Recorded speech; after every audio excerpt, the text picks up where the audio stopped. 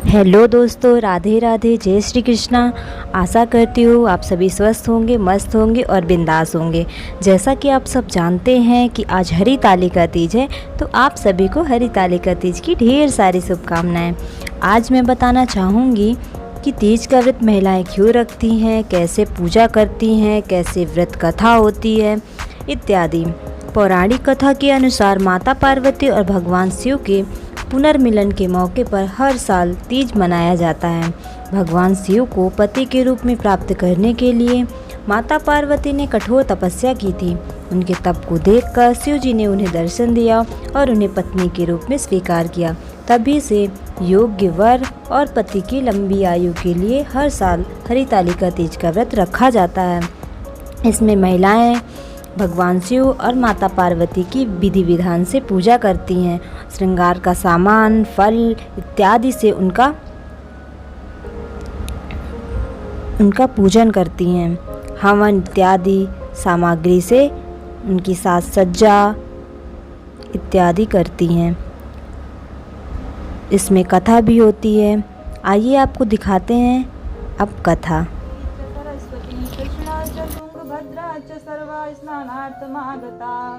वस्त्रम आपने अर्पण कर चुका है। वस्त्र युग्मम ग्रहणादि ध्यान रखिए। वस्त्र का ध्यान करते हुए, वस्त्र को टच करते हुए मन में वस्त्र अर्पण करते हुए भगवान का ध्यान लगाइए। चंदन का ध्यान करते हुए चंदनेन सुगंधनेन कर्पूर गुरु कुंकुमे लेपयेत सर्वगात्राणि प्रियताम च हर प्रिय। अच्छत चावल छिड़किए। रंजीवो अक्षतेश्च सुशोभने पूजे द्विधा देवी प्रसन्ना भव पार्वती। पुष्प का ध्यान करते हुए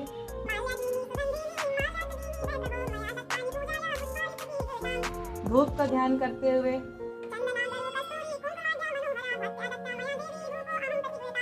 दीप का ध्यान करते हुए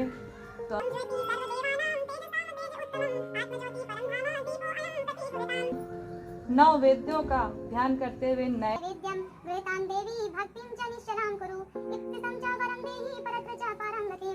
फल का ध्यान करते हुए फल की थाली खोल दीजिए। इदम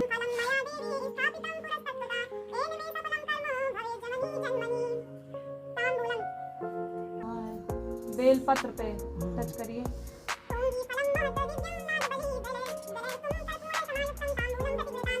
अब प्रार्थना करिए भगवान शिव से एवं माता पार्वती से। संपूर्णम च वदस्य में अब कथा आरंभ करते हैं। चावल ले लो हाथ में और ये फूल रख लो हाथ में।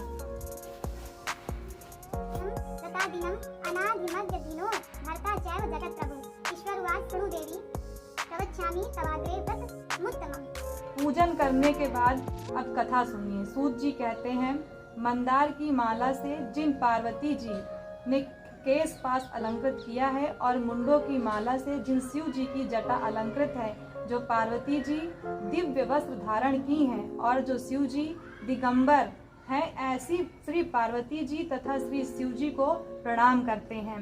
रमणीक कैलाश पर्वत के शिखर पर बैठी हुई श्री पार्वती जी कहती हैं, हे महेश्वर, हमें कोई गुप्त व्रत या पूजन बताइए जो सब धर्मों से सरल हो, जिसमें परिश्रम की कम करना पड़े लेकिन फल अधिक मिले। हे नाथ, यदि आप मुझ पर प्रसन्न हो तो यह विधान बताइए। हे प्रभु, किस तप व्रत या दान से आदि मध्य अंत रहित आप जैसे महाप्रभु हमको प्राप्त हुए हैं। शिव जी बोले, हे देवी सुनो, मैं तुमको एक व्रत जो मेरा सर्वस्व और छिपाने योग्य है, लेकिन तुम्हारे प्रेम के वशीभूत होकर मैं तुम्हें बतलाता हूँ। समा तीनों।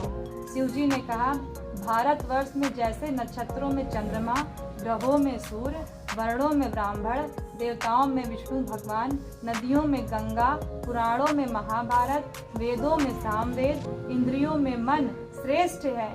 सब पुराणों और वेदों का सर्वस्व जिस तरह कहा गया है, मैं तुम्हें एक प्राचीन व्रत बतलाता हूँ। एकाग्र मन से सुनो। जिस व्रत के प्रभाव से तुमने मेरा आधा आसन प्राप्त किया है, वह मैं तुमको बतलाऊंगा।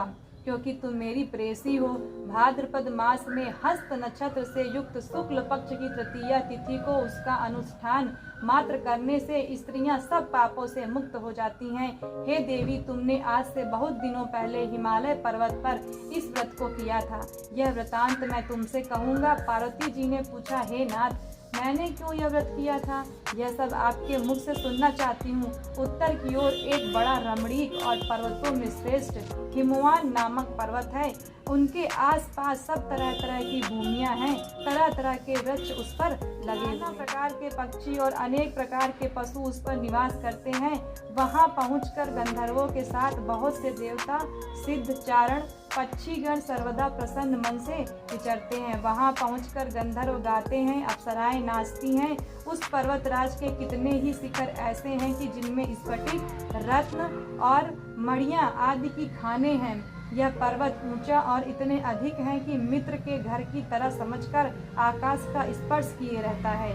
उसके समस्त शिखर सदैव हिम बर्फ से आच्छादित रहते हैं और गंगा जल की ध्वनि सदा सुनाई देती रहती है। हे पार्वती, तुमने बाल्यकाल में उसी पर्वत पर तपस्या की थी। 12 वर्षों तक तुम उल्टी टंग कर केवल धुआं पी कर रही। 64 वर्षों तक सूखे पत्ते खाकर रही। माघ मास में तुम जल में बैठी रहती थी। वैशाख की दोपहरियों में तुम पंचाग्नि तापती थी। श्रावण महीने में जल बरसता तो तुम भूखी और प्यासी रहकर मैदान में बैठी रहती थी। तुम्हारे पिता इस तरह के कष्ट सहन को देखकर बड़े दुखी हुए। वे चिंता में पड़ गए कि मैं अपनी कन्या किसको दूं। उसी समय नारद जी वहां आ पहुंचे। मुनि श्रेष्ठ नारद जी उस समय तुम्हें देखने गए थे। नारद जी को देखकर गिरि ने अर्घ्य, पाद्य, आसन आदि देकर उनकी पूजा की और कहा, हे स्वामिन, आप किस लिए आए हैं? मेरा अहोभाग्य है, मैं आपका आगमन मेरे लिए अच्छा है। नारद जी ने कहा, हे पर्वतराज, सुनो, मैं भगवान विष्णु का भेजा हुआ आपके पास आया हूँ। आपको चाहिए कि यह योग्य कन्या रत्न किसी योग्य वर को दें। भगवान विष्णु के समान योग्य वर ब्रह्मा, इंद्र और शिव इनमें से कोई नहीं है। इसलिए मैं यही कहूँगा कि आप अपनी कन्या भगवान विष्णु को ही देवें। हिमवान ने कहा, भगवान विष्णु स्वयं मेरी कन्या ले रहे हैं और आप यह संदेश लेकर आए हैं, तो मैं अपनी कन्या क्यों दूंगा? हिमवान की इतनी बात सुनकर मुनिराज नारद आकाश में विलीन हो गए। वे पीताम्बर, शंख, चक्र और गदाधारी भगवान विष्णु के पास पहुँचे। वहाँ हाथ जोड़कर नारद जी ने भगवान विष्णु से कहा, हे देव सुनिए, मैंने आपका विवाह पक्का करा दिया। उधर हिमवान ने पार्वती के पास जाकर कहा कि हे पुत्री, मैंने तुम्हें भगवान विष्णु को दे डाली। जब पिता की बात सुनकर तुम बिना उत्तर दिए ही अपनी सखी के घर चली गई, वहीं जमीन पर पड़कर तुम बड़ी दुखी होती हुई विलाप करने लगी। इस प्रकार विलाप करती हुई देखकर सखी बोली, तुम क्यों इतनी दुखी हो? इसका कारण बताओ। तुम्हारी जो कुछ इच्छा होगी मैं यथाशक्ति उसको पूरा करने की चेष्टा करूंगी, इसमें कोई संशय नहीं। पार्वती बोली, मेरी जो कुछ अभिलाषा है उसे तुम प्रेम पूर्वक सुनो। मैं एकमात्र शिव जी को अपना पति बनाना चाहती हूँ, इसमें कुछ भी संशय नहीं है। मेरे इस विचार को पिताजी ने ठुकरा दिया है, इससे मैं अपने शरीर को त्याग दूंगी। पार्वती जी की इतनी बात सुनकर सखियों ने कहा कि शरीर का त्याग ना करो, चलो किसी ऐसे वन में चले जहाँ पिता को पता न चले। ऐसी सलाह कर तुम वैसे वन में जा पहुँची। उधर तुम्हारे पिता घर घर तुम्हें खोजने लगे। दूतों द्वारा भी खबर लेने लगे कि कौन देवता या किन्नर मेरी पुत्री को हर ले गया है। उन्होंने मन ही मन कहा, मैं नारद जी के आगे प्रतिज्ञा कर चुका हूँ कि अपनी पुत्री भगवान विष्णु को दूंगा। ऐसा सोचते सोचते हिमवान मूर्छित हो गए। गिरिराज को मूर्छित देखकर सब लोग हाहाकार करते दौड़ पड़े। जब होश हुआ तो सब पूछने लगे कि गिरिराज, आप अपनी मूर्छा का कारण बताइए। हिमवान ने कहा, आप लोग मेरे दुख का कारण सुने। न मालूम कौन मेरी कन्या को हर ले गया है।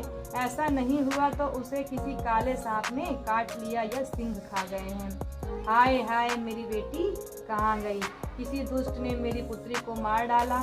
ऐसा कह वे वायु के झोंके से कांपते हुए वृक्ष के समान कांपने लगे। इसके बाद हिमवान तुम्हें वन वन खोजने लगे। वह वन भी सिंह, भालू, हिंसक जंतुओं से बड़ा भयानक हो रहा था। तुम भी अपनी सखियों के साथ उस भयानक वन में चलती चलती ऐसी जगह जा पहुंची जहां एक नदी बह रही थी। उसके रमणीय तट पर एक बड़ी सी कंदरा थी। तुमने उसी कंदरा में आश्रम बना लिया और मेरी एक बालुकामयी प्रतिमा बनाकर अपनी सखियों के साथ निराहार रहकर मेरी आराधना करने लगी। जब भाद्रपद शुक्ल पक्ष की हस्तयुक्त तृतीया तिथि प्राप्त हुई तब मेरा तुमने विधिवत पूजन किया। रात भर जागकर गीत वाद्यादि से मुझे प्रसन्न किया और व्रत राज के प्रभाव से मेरा आसन डगमगा उठा, जिससे मैं तत्काल उस स्थान पर जा पहुंचा जहां पर तुम अपनी सखियों के साथ रहती थी। वहां पहुंचकर मैंने तुमसे कहा कि मैं तुम पर प्रसन्न हूँ, बोलो क्या चाहती हो। तुमने कहा, मेरे देवता, यदि आप मेरे ऊपर प्रसन्न हैं तो मेरे पति बने। मेरे तथास्तु कहकर कैलाश पर्वत पर वापस आने पर तुमने वो प्रतिमा नदी में प्रवाहित कर दी और सखियों के साथ उस महाव्रत का कारण किया। हिमवान भी तब तक उस वन में तुम्हें खोजते हुए आ पहुंचे। चारों दिशाओं में तुम्हारी खोज करते करते वो व्याकुल हो चुके, इसलिए तुम्हारे आश्रम के समीप पहुंचते ही गिर पड़े। थोड़ी देर बाद उन्होंने नदी के तट पर दो कन्याओं को सोते हुए देखा। देखते ही उन्होंने तुम्हें छाती से लगा लिया और विलख कर रोने लगे। फिर पूछा, पुत्री, तुम सिंह, व्याघ्र आदि जंतुओं से भरे इस वन में क्यों आ पहुंची थी? पार्वती ने उत्तर दिया, हे पिताजी, मैंने पहले ही अपने आप को शिवजी के हाथों में सौंप दिया था। आपने मेरी बात टाल दी, इससे मैं यहाँ चली आई। हिमवान ने सांत्वना दी कि हे पुत्री, मैं तुम्हारी इच्छा के विरुद्ध कुछ न करूँगा। वे तुम्हें अपने साथ लेकर घर आए और मेरे साथ तुम्हारा विवाह कर दिए। इसी से तुमने मेरा आदर्शन पाया। तब से आज तक किसी के सामने मुझे यह व्रत प्रकट करने का अवसर नहीं प्राप्त हुआ। हे देवी, मैं ये बताता हूँ कि इस व्रत का हरितालिका नाम क्यों पड़ा। तुमको सखियां हर ले गई थी, इसी से हरतालिका नाम पड़ा।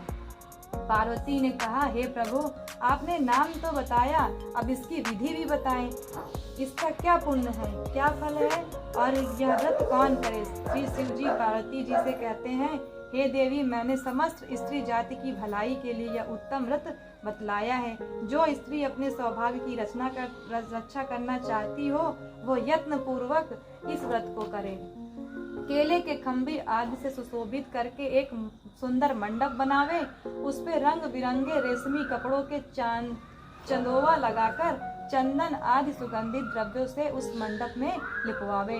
फिर शंख, भेरी, मृदंग आदि बाजे बजाते हुए बहुत से लोग एकत्रित होकर तरह तरह के मंगलाचार करते हुए उस मंडप में पार्वती और शिवजी की प्रतिमा स्थापित करें।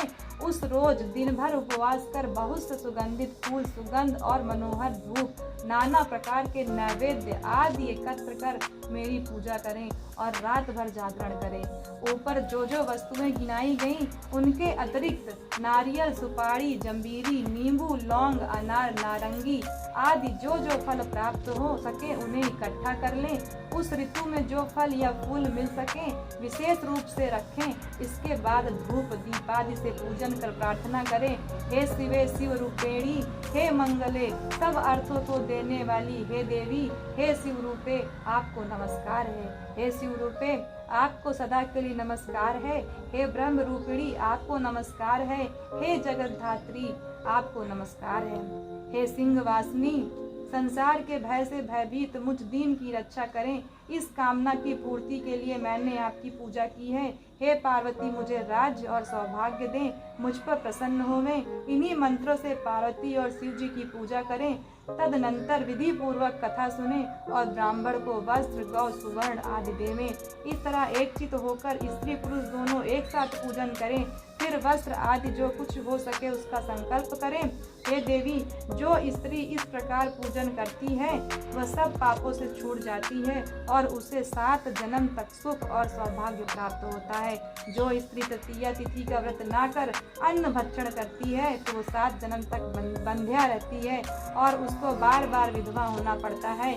वह सदा दरिद्र, पुत्र शोक से शोकाकुल, स्वभाव की झगड़ालू, सदा सुख भोगने वाली होती है और उपवास न करने वाली स्त्री अंत में घोर नरक में जाती है। मांसाहार करने से बाघिन, दही खाने से बिल्ली, मिठाई खाने से चींटी और कुछ खाने से मक्खी होती है।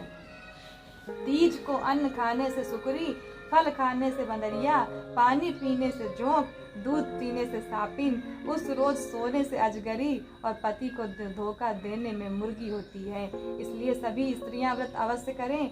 दूसरे दिन सुवर्ण, चांदी, तांबा अथवा बांस के पात्र में अन्न भरकर ब्राह्मण को दान दें और पारण करें। जो स्त्री इस प्रकार का व्रत करती है वो मेरे समान पति पाती है, और जब वह मरने लगती है तो तुम्हारे समान उसका रूप हो जाता है। उसे सब प्रकार के सांसारिक भोग, सायुज्य, मुक्ति मिल जाती है। इस हरितालिका की व्रत मात्र सुन लेने से प्राणी को 1000 अश्वमेध और सैकड़ों वाजपेय यज्ञ करने का फल प्राप्त होता है।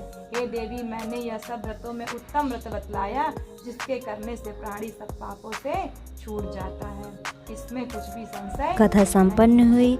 आशा करती हूँ कि आप सभी को हमारा वीडियो अच्छा लगा होगा। लाइक करें, सब्सक्राइब करें और बेल बटन ज़रूर दबाएं। Thank you.